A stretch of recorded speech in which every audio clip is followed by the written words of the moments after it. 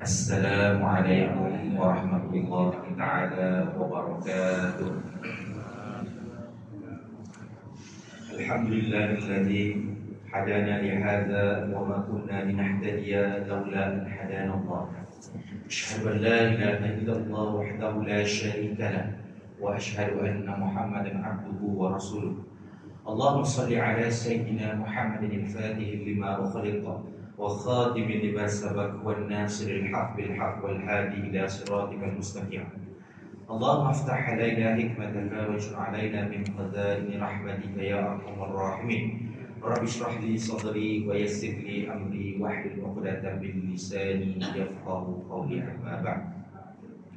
Alhamdulillah, syukur kepada Allah Subhanahu Wa Taala pada malam ini sama-sama kita dapat menunaikan solat fardu maghrib secara berjamaah. Syukur kepada Allah Subhanahu Wa Taala masih lagi diberikan taufik dan hidayah untuk sama-sama hadir di dalam kelas-kelas pengajian, hadir di dalam menunaikan solat fardu secara berjemaah di surau insya-Allah. InsyaAllah hari ini kita sambung kita punya perkongsian sebuah kitab bertajuk Anak Kunci Syurga yang mana dikarang oleh Syekh Abdul Qadir bin Abdul Muttalib Al-Indonesi Al-Bandili. Sebelum kita mulakan kita punya perkongsian, sama-samalah kita menghadiahkan surah Al-Fatihah khusus kepada pengarang insya-Allah. Al-Fatihah. A'udzu billahi minasy syaithanir rajim. Bismillahirrahmanirrahim.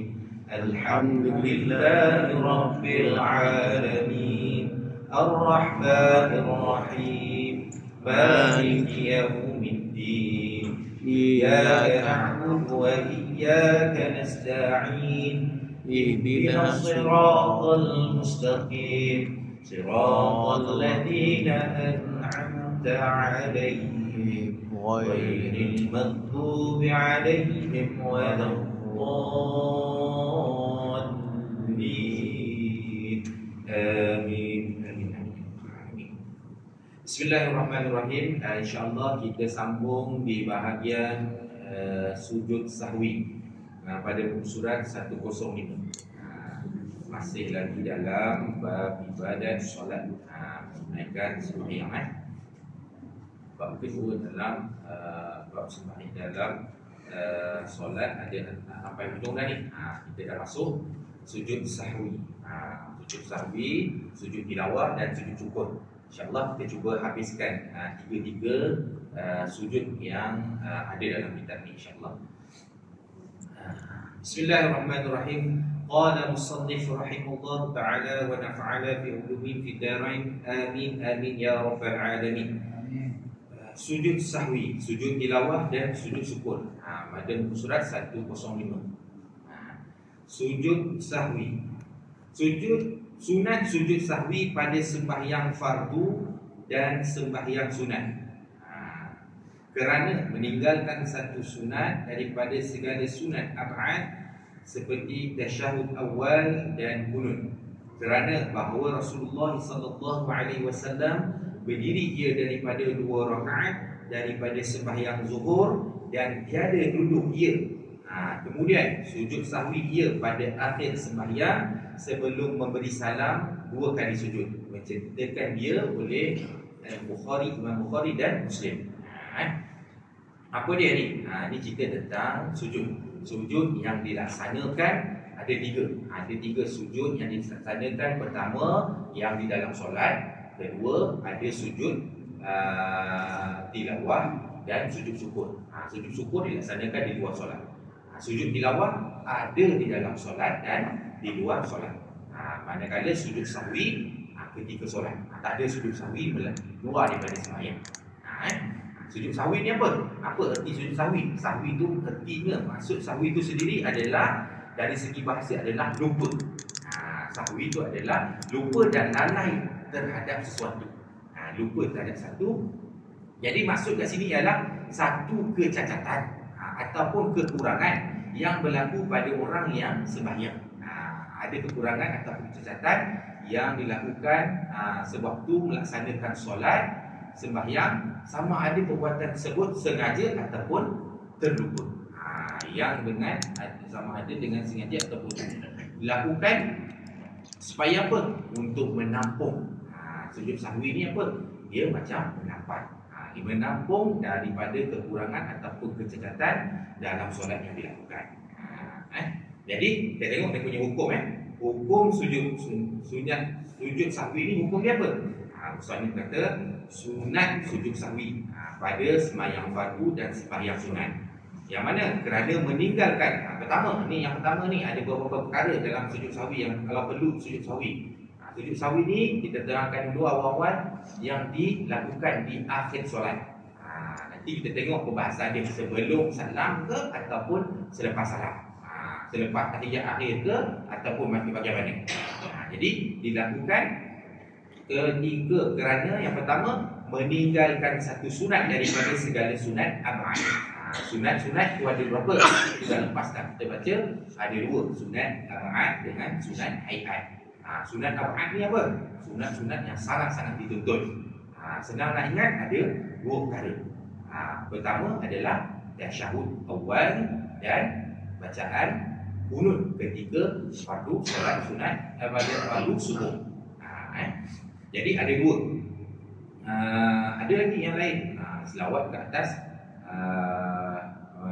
Nabi. Lagi kalau sunat hayat tak perlu sujud, tak perlu disunatkan sujud sahwi. Sunat hayat terlupa apa? Terlupa baca ketika dalam sujud. Dalam bacaan dalam sujud tu apa? Adalah sunat. Kita punya rukun apa? Rukun fi'li. Perbuatan kita adalah perbuatan rukun. Perbuatan rukun kita adalah bukan sujud. Tapi bacaan tu adalah bacaan sunat. Itu sunat hayat. Tapi manakala yang kena sujud sahwi ni, yang kena ganti dengan sujud sahwi adalah sunat ab'ad. Yang mana dalam kitab bagi contoh adalah tasyahud awal dan bacaan kunut. Itu yang pertama. Kita lupa daripada segala seperti salat sunat. Kerana apa? Bahawa mana dalil dia? Ni dalil lah. Kerana bahawa baginda Nabi SAW berdiri ia daripada 2 rakaat daripada sembahyang zuhur dan tiada ia duduk. Duduk ia. Nabi Muhammad SAW dia sembahyang ketika mana solat fardu zuhur pada rakaat yang kedua. Sepatutnya kita apa? Rakaat kedua kita ada tahiyat awal kan? Tapi baginda Nabi SAW terus bangun. Jadi ini apa ni? Perlakuan Nabi SAW ni adalah pensyariatan. Pensyariatan dan tunjuk hukum. Bukan sengaja lupa. Nabi tak lupa. Tapi Allah mengizinkan untuk menunjuk syariat. Menunjuk hukum. Untuk menunjuk hukum. Jadi ketika sembahyang fardu zuhur, baginda Nabi SAW terus bangun tanpa sujud, tanpa membaca tahiyat awal. Jadi dan jadi ia duduk, kemudian sujud sahwi ia pada akhir sembahyang. Pada akhir sebelum memberi salam sebanyak 2 kali. Kalau kita tengok dalam hadis dia, kalau kita ringkaskan hadis dia,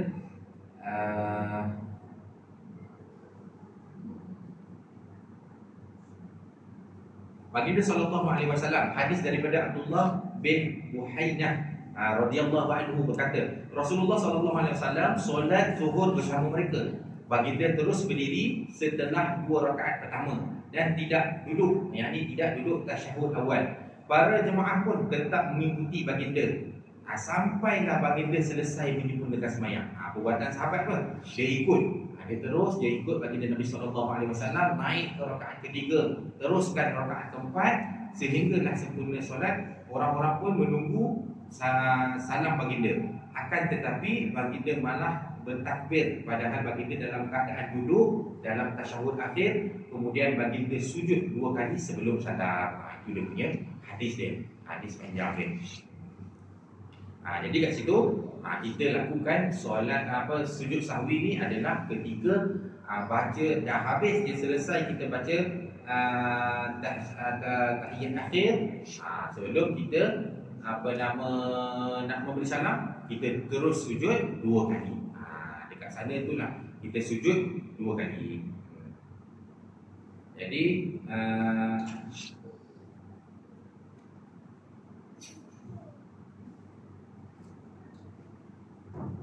Yang kedua, dan kerana mengerjakan dengan lupa akan barang yang membatalkan oleh sengaja, seperti melebihkan akan rakaat.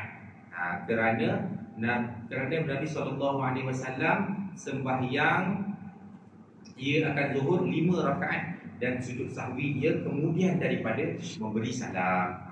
Ni yang kedua pula, kerana mengerjakan dengan lupa akan barang yang membatalkan oleh sengaja.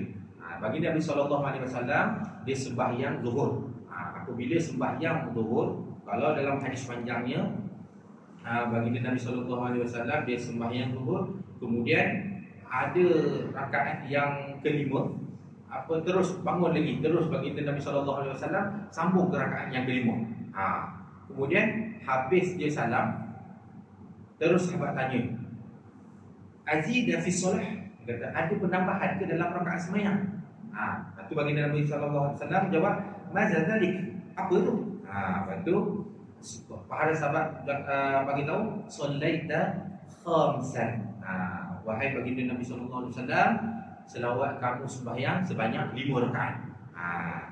Fasajada sajadatain ba'da ma sallama. Kemudian baginda Nabi SAW terus dia sujud dua kali sujud sahwi. Jadi ada dua kat sini. Pertama yang tadi kita sujud sahwi ketika kita dah lupa siap-siap. Kita dah lupa dah masa nak tahiyat akhir, dah nak bagi salam, kita dah ingat dah. Kita dah teringat Allahu Akbar. Tadi kita rakaat kedua kita tak melaksanakan bacaan tasyahud awal. Jadi sebelum kita salam, kita bagi salam. Jadi boleh jadi juga yang kes yang kedua, kita pun lupa, sampai kesudahnya lupa, dah tak ingat rupanya ditegur ada melakukan ketinggalan solat. Ada perkara-perkara sunat abad yang tertinggal, ataupun perkara rukun yang tertinggal, ataupun tersilap laku. Kita boleh terus, ada yang menegur, terus kita melaksanakan sujud selepas memberi salam. Tapi dia punya syarat dia macam mana? Syarat sunat dia tu melaksanakan sujud tu mestilah tempoh dia sekejap. Bukannya macam makmum dah ada orang tegur, ada seorang tengah semayang, kita duduk kat tepi. Ada pakcik seorang semayang, kita duduk tepi, kita berhati je dia tengok, dia dah semayang 4 dah ni, dia naik sampai 5. Habis je semayang, kita tegur dia, pakcik tadi dah sampai 5 dah, boleh terus sujud sahwi. Ketika tu terus boleh sunat sujud sahwi lagi. Tapi kalaulah dah tempoh dah lama, dah sempat dah borak, pakcik tu datang, kita kata pakcik tadi semayang tadi tak cukup, kita lebih lah, dah habis dah, tak ada dah tak boleh dah. Dah tak boleh dah kan. Jadi sujud sahwi tu mestilah dilakukan pertama tadi, mesti dalam sembahyang. Selepas bila? Selepas last kali sebelum kita memberi salam kat sana tu Tapi kalaulah yang macam tadi, kes yang tadi tu, kita ada contohnya dalam jemaah lah, kita bagi satu keadaan, situasi yang mana sembahyang kita dah habis 4 rakaat, dah habis, imam naik lagi, kita dah tegur dah, makmum dah tegur, jadi makmum ni nak duduk macam mana? Makmum ni nak naik sampai 5 ke ataupun nak duduk? Makmum kena tunggu. Sebab apa? Benda yang silap tak boleh ikut. Benda yang salah, dia punya kaedah dia tak boleh ikut. Jadi dia duduk dekat 4 tu, tunggu boleh. Dia ada 2 keadaan dia. Sama ada dia mufaraqah, iaitu dia keluar, dia niat keluar daripada solat, terus dia memberi salam. Habis cerita, habis kes dia. Tapi kalau kes dia nak salam bersama imam, dia nak continue sampai dia dapat jemaah tersebut, dia tunggu imam tu sampai dah habis. Kemudian kalaulah imam tu sedar, barulah dia tersedar dan dia sujud sahwi, kita pun wajib buat. Kita wajib kena ikut. Kita wajib kena ikut dan bersunat dah. Kita wajib sebab apa? Sujud sahwi ni adalah perbuatan yang dilakukan. Kalau kita semayang berjemaah dilakukan oleh imam, kita mesti kena ikut. Itu walaupun perbuatan tersebut adalah sunat. Sunat sekiranya adalah semayang seorang-seorang. Dia semayang seorang-seorang, kalau dia terlupa, nak buat tak buat, nak buat tak buat, kena buatlah benda sunat ni. Dah kita nak dah lompong, kita dah sedar dah kita ada kecacatan dalam dalam sembahyang kita, sama ada kecacatan tu daripada bangsa bahasa perkataan, iaitu rukun qauli ataupun rukun fi'li, ataupun perkara-perkara yang sunat, kita sujudlah, sujud sahwi kat sana. Tapi kalaulah tak melakukan sujud sahwi, apa hukumnya? Sah, masih lagi terus sah solat. Tapi kalaulah berlaku dekat perkara-perkara yang rukun, macam kita kita yakin dah memang Fatihah kita tak baca, tak boleh. Kita kena ulang balik sembahyang. Dia tak boleh. Perkara-perkara rukun yang betul-betul macam Fatihah, mesti kena ulang balik sembahyang. Macam tu Jadi tengok ada bacaan dia. Jadi cerita pasal bacaan pula, soal bacaan. Apa dia bacaan yang perlu dibaca? Bacaan yang kita jangan kawan. Kita boleh baca, kita baca tasbih yang seperti yang dalam keadaan sujud. Apa dia? Subhana rabbiyal a'la wa bihamdi. Ataupun yang lebih terbaik yang ulama sebut adalah bacaan dia sajada wajhiya lillazi khalaqahu wa sawwarahu wa syaqqa sam'ahu wa basarahu bihaulihi wa quwwatihi fatabarakallahu ala ahsanil khaliqin. Itu dalam ni ada.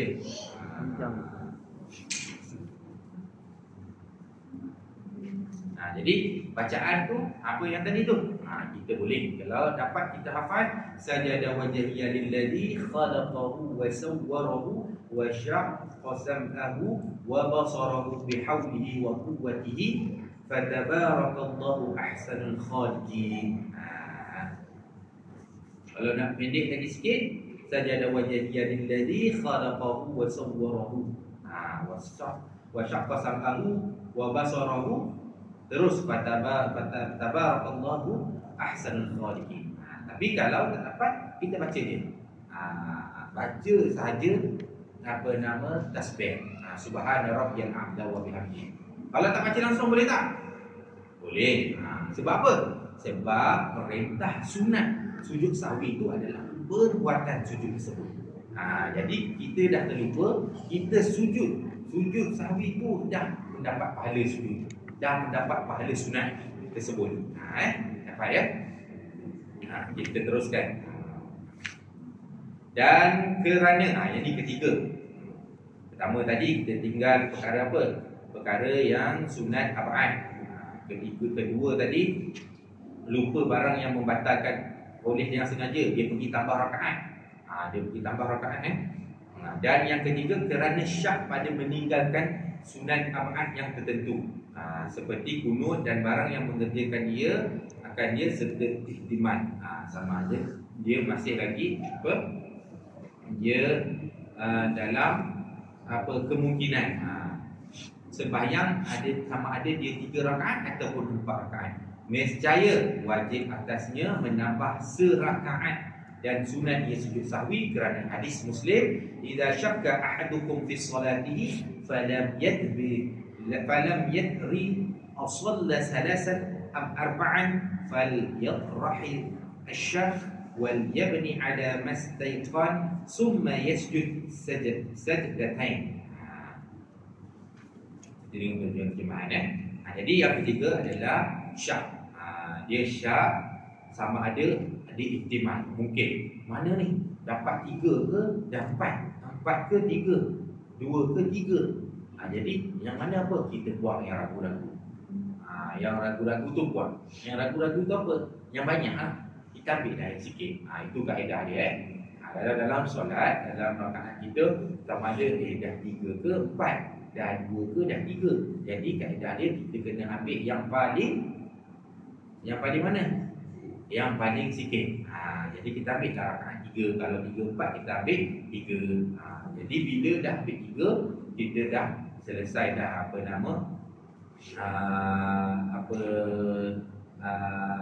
dapatlah kita membuang yang ragu tu. Ragu tu adalah 4, 3 ke 4 ke 4. Tapi kita ambil yang lebih yakin adalah yakin kurang, kita dah pasti lakukan 3 tersebut. Jadi kalau tengok hadis dia di sini adalah tengok hadis dia Terjemahan dia, apabila syak oleh seorang daripada kamu pada sembahyangnya, maka tiada mengetahui ia adakah telah sembahyang ia 3 rakaat atau 4 rakaat, maka hendaklah dia menghampakan dia akan syak. Maksudnya dia buang dia punya syak tu dan hendaklah dia membina atas barang yang yakin, dan dia akan kemudian sujud sahwi dia 2 kali. Ini maksud daripada hadis. Kalau tengok dia punya sambungan hadis dia lagi, fa in kana shalla khamsan syafa'na lahu salatuhu wa in kana shalla itmana la arba'in kana targhiman lisyaitan. Apa maksud dia? Jikalah nyata, kan tadi kan hadis ni kata sekiranya kamu ragu-ragu 3 ke 4 ke, mana yang nak ambil, buang yang syak tu, kita ambil yang 3, ambil yang 3. Tapi 3 ke 4 kan. Tapi sekiranya sambungan hujung hadis dia, jika nyata dia telah solat 5 rakaat, maka sujud yang tersebut, yang sujud sahwi itu adalah menggenapkan solatnya. Dan lalu jika nyata solatnya memang sebenarnya 4 rakaat, maka sujud itu adalah sebagai penghinaan bagi syaitan. Jadi antara hadisnya maksudnya apa? Kita sujud sahwi ni bukannya saja-saja. Hikmah dia adalah kita nak menampung satu, kita nak menampung kita punya kecacatan. Sekiranya perkara yang kita ragu-ragu tersebut sebenarnya betul, kita dah ragu-ragu dah sebenarnya 3 ke 4, 4 ke dah 4 ke 5, dah 4 ke 5 kan contohnya kan. Jadi sekiranya betul sebenarnya memang 4, dia memang dia yakin dia 4, selesailah.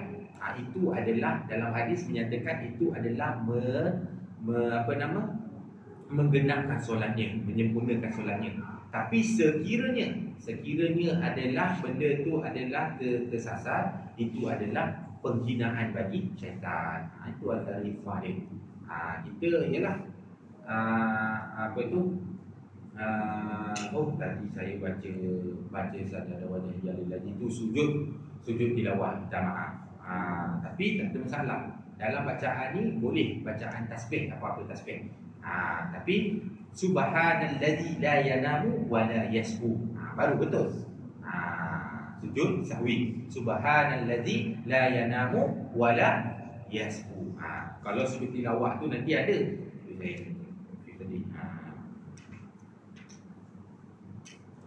Jadi subhanallazi la yanamu wa la yasbu, maha suci Allah yang tidak tidur dan tidak lupa. Jadi bacaan tu boleh, sama ada kita baca tersebut ataupun baca tasbih yang biasa kita baca dalam keadaan sujud, ataupun kita duduk diam saja, tak ada masalah. Kita boleh, perbuatan sujud sahwi tersebut tu adalah yang disunatkan. Dapat Dan seterusnya kita baca lagi apa dia lagi yang boleh kita sujud sahwi. Dan kerana untuk sujud sahwi adalah memindah akan yang dituntut yang bangsa perkataan, yang di rukun qauli lah, yang tiada membatalkan oleh memindahkannya, sama ada ia rukun Fatihah atau yang lain dari rukun, seperti surah, seperti membaca ia akan Al-Fatihah dalam rukuk dan membaca ia di dalam qiyam. Jadi kita mengalamun. Kita pergi rukuk, dalam keadaan rukuk tu kita baca Fatihah. Dalam keadaan dalam kita berada sujud, kita baca tahiyat. Jadi ini antara perkara-perkara yang kita boleh lakukan sujud sahwi.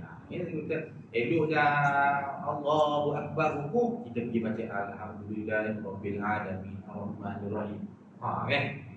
Jadi benda-benda itu antara perkara yang disunatkan kita melakukan sujud sahwi.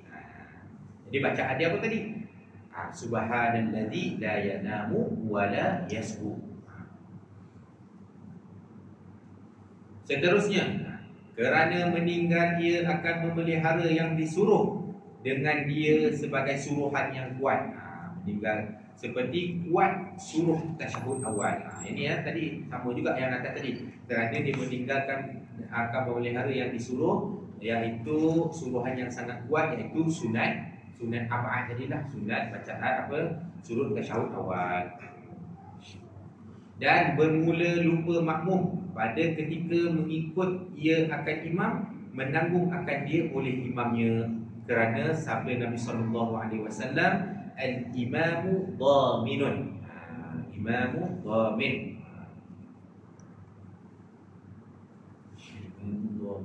Hadis yang panjang sikit kita boleh bacaan hadis yang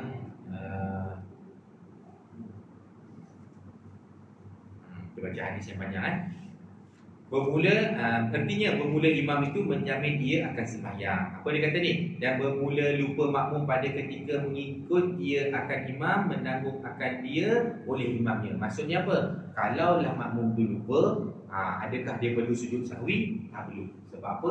Dia ditanggung oleh imamnya. Sebab apa? Sebab ada hadis Nabi SAW, kita baca hadis dia panjang. Sebab kita nak ambil istifadah daripada hadis tersebut. Dalam kitab Al-Imamu Dhamin, an Abi Hurairah qala Rasulullah sallallahu alaihi wasallam, Al-Imamu Dhamin, Al-Mu'adzinu Mu'tamanun, Allahumma arshid a'immata waghfir lil mu'adzinin. Rawahu Abu Dawud. Daripada Abu Hurairah radhiyallahu anhu berkata bahawa Nabi sallallahu alaihi wasallam bersabda, imam adalah penjamin. Imam ni adalah penjamin. Dan muazzin, orang yang melautkan azan, orang yang panggil untuk waktu telah masuk waktu solat, ia adalah orang yang dipercayai. Nabi bagi tahu ni, imamu dhamin, imam adalah penjamin, dan muazzin adalah orang yang dipercayai. Kemudian baginda Nabi sallallahu alaihi wasallam berdoa, ya Allah, Allahumma arsyid a'immata waghfir lil mu'azzinin. Ya Allah, kurniakanlah kewibawaan kepada para imam, dan ampunilah para muazzin.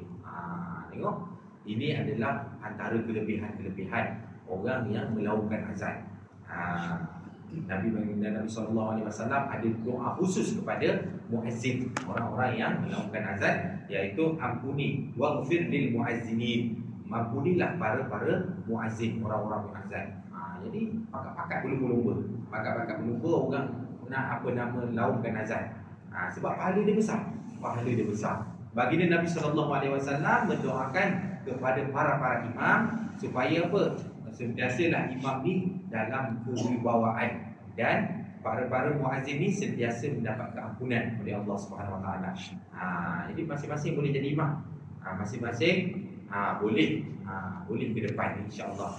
Sebab apa nak dapat ni? Dapat yang setergolong dalam orang-orang yang Nabi doakan.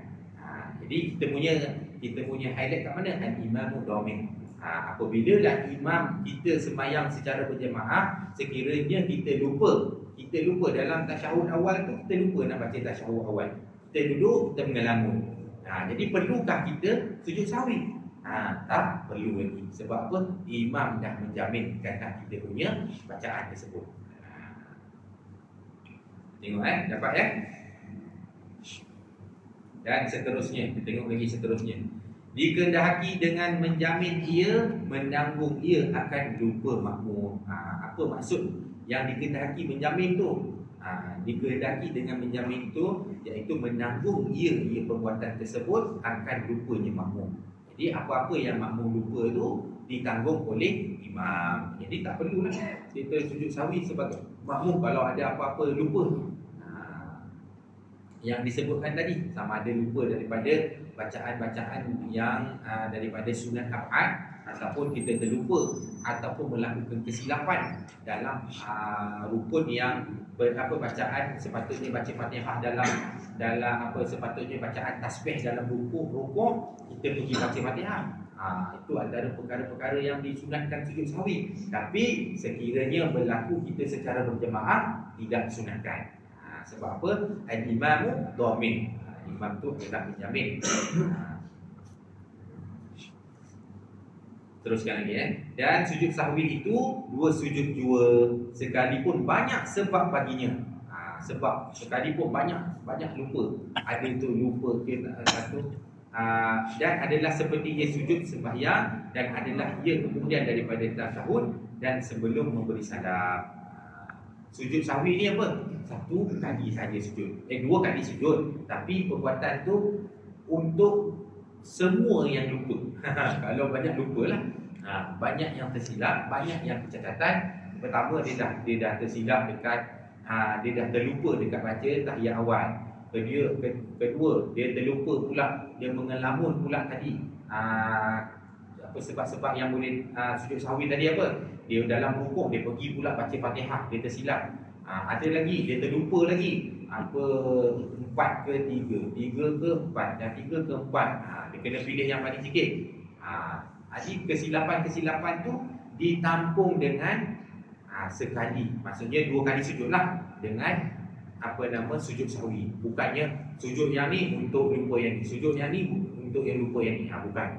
Jadi dia 2 kali sujud tersebut sebelum dilakukan. Sebelum mana? Dilakukan disempurnakan kemudian daripada tasyahud dan sebelum memberi salam. Dia hanya adalah 1 kali saja perbuatan sujud tersebut. Berdasarkan hadis wa fi'luhu qabla as-salam huwa akhiru amrayni min fi'lihi sallallahu alaihi wasallam. Artinya memperbuat sujud sahwi sebelum memberi salam ialah akhir 2 pekerjaan daripada perbuatan Nabi sallallahu alaihi wasallam. Tak buat banyak kali jadi selesai masalah kita dekat sujud sahwi. Jelas kan? Dapat ada yang kurang jelas macam mana. Jadi sujud sahwi itu mestilah pertama dilakukan sebelum kita melafazkan salam. Sebelum lafaz salam, kat situ dah sujud sahwi. Sujud sahwi itu mestilah dilakukan sebanyak 2 kali sujud. Sujud, kemudian Allahu Akbar, duduk antara 2 sujud. Baca apa? Kalau nak baca dalam 2 sujud pun boleh, nak terus diam pun boleh.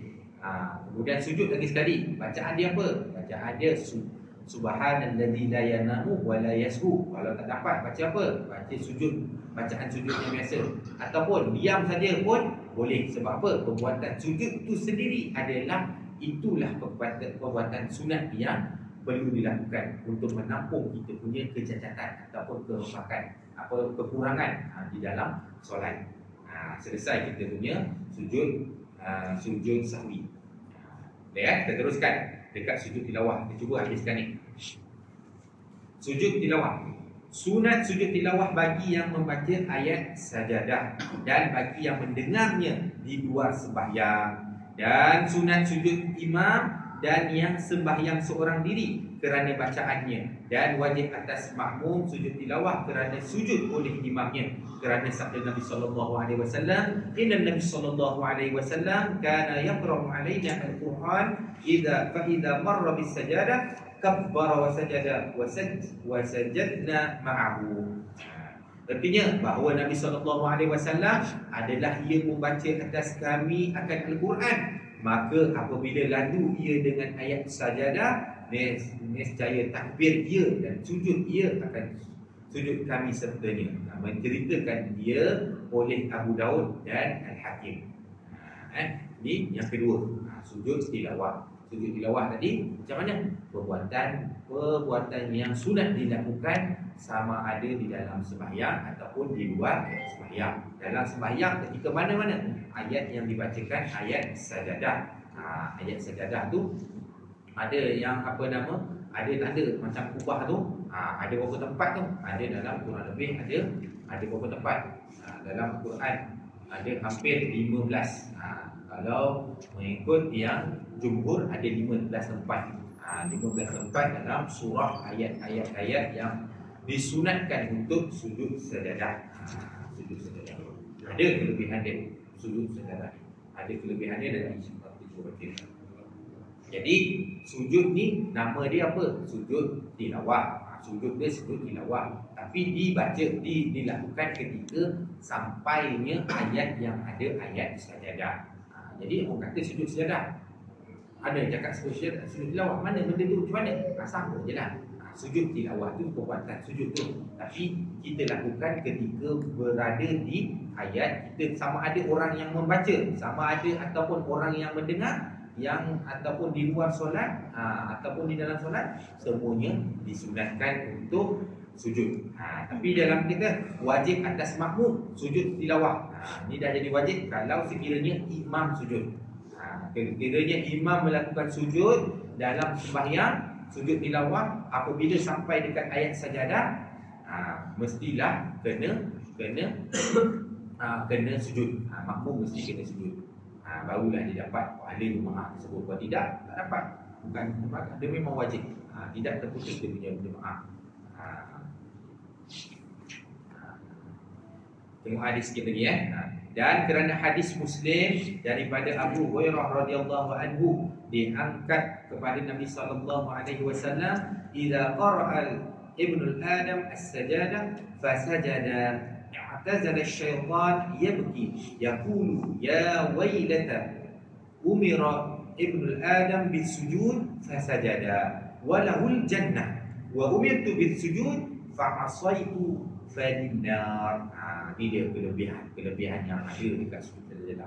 Apabila membaca manusia akan ayat sajadah, maka sujud ia nescaya menjauhkan diri dari syaitan, menangis ia. Apabila kita dengar ayat sajadah disunatkan sujud, maka dijauhkan dari syaitan, dan syaitan tu menangis.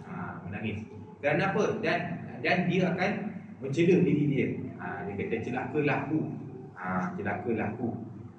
Anak Adam apabila disuruh sujud dan mereka sujud, dan baginya, maka bagi dia adalah syurga. Manakala aku, apabila aku diperintahkan sujud dan aku derhaka, maka bagiku api derhaka. Dan disyaratkan pada sujud tilawah dan sujud syukur akan segala syarat sembahyang. Ini dia. Jadi polemik. Sekiranya sujud tilawah ataupun sujud syukur, adakah perlu wudu, adakah perlu menghadap kiblat, adakah perlu menutup aurat?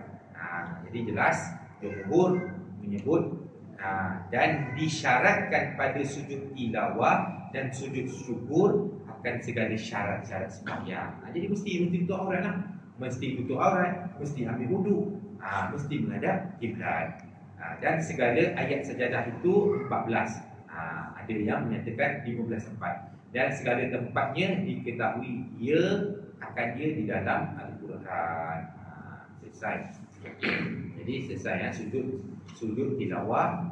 Apabila sampai dekat ayat-ayat yang ada sajadah, kita disunatkan untuk sujud sajadah. Bacaan dia apa? Bacaan dia sajadah wajhiyah lillazi khalaqahu wa syaqqa samtahu wa basarahu bihawlihi wa quwwatihi fatabarakallahu ahsanul khaliqin. Ataupun kalau tak dapat bacaan ni, baca saja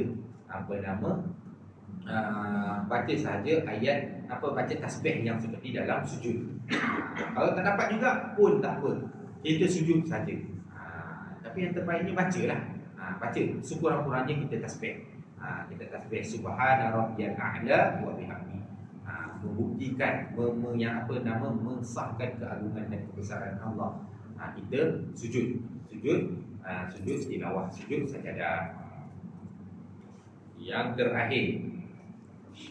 terakhir adalah sujud syukur. Sujud syukur ni adalah apa yang kita sebut tadi, satu sujud yang mana hanya dilakukan di luar sembahyang.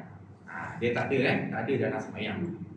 Dalam sembahyang ada. Sujud syukur adalah satu perkara yang nikmat, satu berita, satu khabar, kegembiraan yang sangat-sangat gembira ataupun yang bahagia, kita disunatkan untuk syukur. Kita baca dulu. Dan sunat sujud syukur pada ketika kedatangan nikmat, seperti mendapat mendapat anak, dan pada ketika tertolak bala, kita diselamatkan daripada musibah, kita dielakkan daripada sebarang kecelakaan, seperti terlepas daripada kebakaran ataupun tenggelam, kerana hadis Abu Bakar radhiyallahu anhu, anna Nabi sallallahu alaihi wasallam kana idza ja'ahu amrun yasurru kharra sajidan lillah. Artinya bahawa Nabi sallallahu alaihi wasallam adalah ia apabila datang akan dia oleh pekerjaan yang menyukakan akan dia, niscaya gugur ia sujud bagi Allah Ta'ala. Maksudnya gugur sujud tu dia tunduk sujud lah.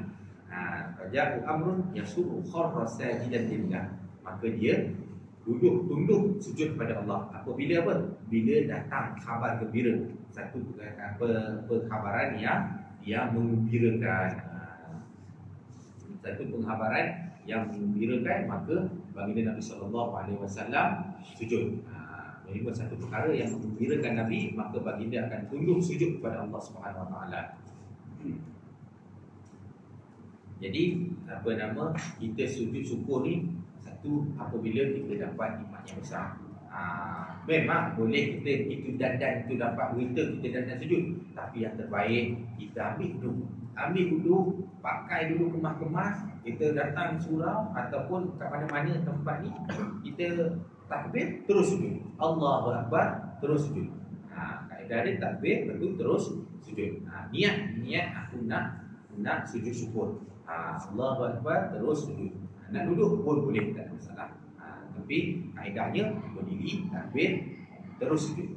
Terus sujud, kita bacalah tasbih ataupun kita berdoa kepada Allah Subhanahu Wa Taala atas nikmat kesyukuran yang Allah berikan kepada kita. Kita bagi laluan azan dulu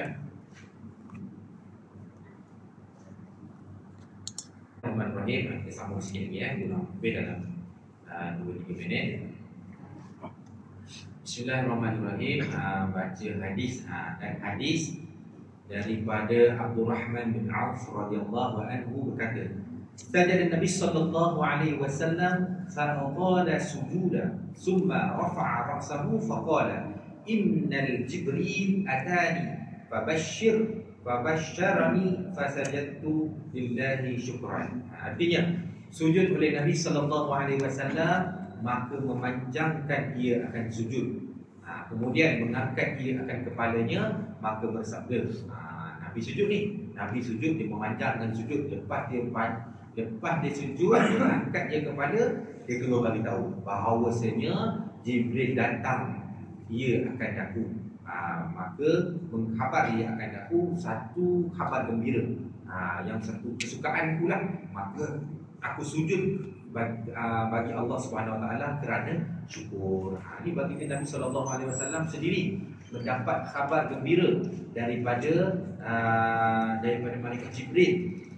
Lalu baginda Nabi terus sujud untuk apa? Untuk tanda syukur kepada Allah Subhanahu Wa Taala. Dan sujud syukur itu, inilah tadi dan sujud syukur itu tertentu ia di luar sembahyang. Dan yang kita sebut tadi lah, sujud syukur tu dia ada di luar sembahyang saja, dia tak ada dalam sembahyang. Dan adalah sujud tilawah dan sujud syukur itu satu sujud saja. Dan sunat di dalam sujud tilawah itu dibaca sajada wajhiya lilladzi. Ni dalam kitab ni ada boleh hafal pelan-pelan. Sajada wajhiya lilladzi khalaqahu wa sawwarahu wa syaqqa sam'ahu wa basarahu bihawlihi wa quwwatihi fadabaraqallahu ahsanul khaliqin. Ini bacaan dari untuk sujud tilawah. Ini dia punya detail hadis lah, menceritakan dia oleh Tirmizi dan mensahihkan dia akan yang lain. Perkataan wasawwarahu maka menceritakan oleh Baihaqi. Malaikat fatabaraka sehingga akhir maka mencerita dia oleh Al-Hakim. Wallahu a'lam. Tapi itulah dia bacaannya. Itulah bacaannya. Jadi kita ada dua sujud, tiga sujud. Sujud sahwi, sujud tilawah dan sujud syukur. Sebelum kita akhiri, kita kongsikan sikit apa dia khabar gembira. Apa dia khabar gembira yang sampai bagi Nabi SAW ni terus sujud syukur dan dia panjangkan sujud syukur dia. Kita baca sikit, kita dengar sikit dia punya hadis.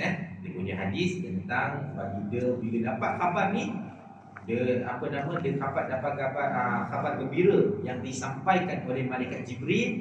Terus baginda Nabi SAW dia melaksanakan sujud syukur. Pertama tadi awal-awal kita dah bagi tahu sujud syukur ni adalah satu perkara nikmat yang besar. Dia bukan kita ada duit sikit tiba-tiba kita ada duit 10 sen kita boleh dapat beli segelas itu cukup.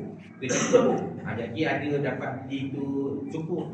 Memanglah kita bersyukur, tapi perbuatan sunat sujud syukur tu adalah satu nikmat yang besar.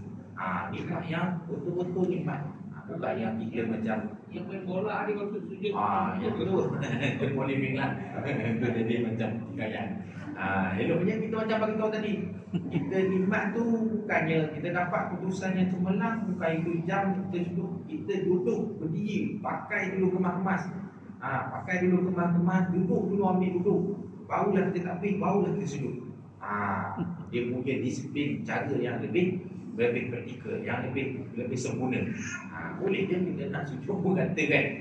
Tapi sebab apa ni perintah. Perintah ni sebenarnya apa nama Allah bagi untuk kita sujud syukur apabila kita dapat satu nikmat yang besar. Apa di hadis? Kita dengar sekejap saya baca terjemahan dia lah sikit Sesungguhnya sampai dekat hadis dia panjang, saya baca yang dia punya akhir tadi Kemudian baginda menghadap kiblat, kemudian menyungkur dan terus bersujud dengan lama. Kemudian baginda mengangkat kepalanya dan berkata, sesungguhnya Jibril telah mendatangiku dan menyampaikan kabar gembira. Lalu berkata Jibril, apa Jibril kata? Sesungguhnya Allah Azza wa Jalla berkata kepada kamu. Malaikat Jibril kata, Allah menyampaikan kabar ni. Barang siapa berselawat ke atas kamu, barang siapa berselawat ke atas baginda Nabi SAW, maka aku akan memberi selawat kepadanya. Allah akan memberikan selawat kepada makhluk. Maksudnya Allah merahmati Allah merahmati makhluk hamba tersebut. Dan barang siapa yang memberi salam kepadamu, maka memberi salamlah aku kepadanya. Jadi itu kabar gembira. Lalu bersujudlah aku kepada Allah dengan sujud syukur. Itu dia kabar gembira yang baginda Nabi SAW, bahawa umat Nabi Muhammad apabila berselawat ke atas Nabi, maksudnya Allah juga merahmati orang tersebut. Jadi banyakkan kita berselawat ke atas junjungan besar baginda Nabi SAW. Berselawat jangan kurang-kurang, sikit banyak, mesti banyak satu hari. Selawat ni ada banyak. Selawat ada banyak, selawat mubin. Banyak kelebihan-kelebihan yang kita boleh dapat. Antaranya selawat mubin. Jadi mudah-mudahan dengan apa yang kita dapat ni, hari ni satu kabar gembira yang Allah bagikan melalui malaikat Jibril dan sampai kepada baginda Nabi SAW, bahawa siapa yang berselawat ke atasmu, aku akan berselawat juga kepadanya. Maksudnya Allah merahmati juga orang-orang tersebut. Jadi kita nak rahmat Allah. Dalam masa kita nak dapatkan duduk mendapat syafaat Nabi SAW, kita berselawat kepada Nabi. Mudah-mudahan kita sentiasa mendapat rahmat dan diberkati oleh Allah sepanjang hidup kita, insya-Allah. Jadi kita tutup dulu kita punya perkongsian pada malam ini dengan tasbih kafarah dan surah.